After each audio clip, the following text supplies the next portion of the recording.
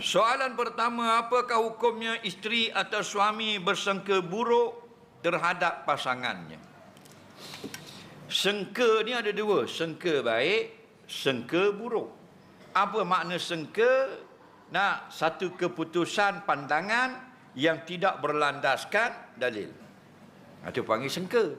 Kita buat satu pandangan yang tidak berdalil, dia panggil sengke. Okey? Contoh, kita tengok ada seorang datang dengan bas, turun di stesen bas, ataupun dia baru sampai di kampung kita, seorang orang luar, orang musafir. Faham?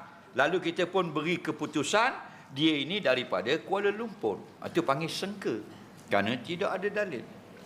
Atau kita kata ini orang Johor ni, itu pun orang panggil sengke.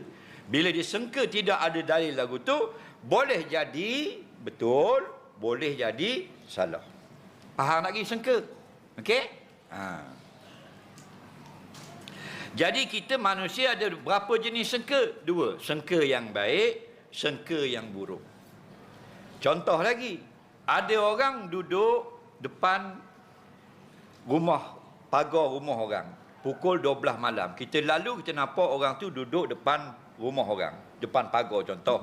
Okey? Maka esok kan kita kata ke orang, dia ini nak mencuri. Faham lagi? Okey? Itu panggil sengke, sengkaan yang tidak ada dalil. Mencuri pun boleh, nak jumpa tuan rumah pun boleh. Jumpa tuan rumah baik, mencuri jahat. Kalau kita kata nak jumpa tuan rumah, boleh jadi sengke baik, boleh jadi nak mencuri sengke buruk. Jelas tak lagi? Dah. Jadi bila dia kata ni nak curi semalam, aku tengok dah duduk depan rumah Cik Mat. Faham? Maka dia panggil sengke buruk. Kenapa dia sengke? Tidak ada dalil. Boleh jadi yang baik, boleh jadi dia tunggu tuan rumah keluar. Lambat sikit baru nak pakai baju, dia dah panggil. Mu lalu, mu ingat nak mencuri. Faham?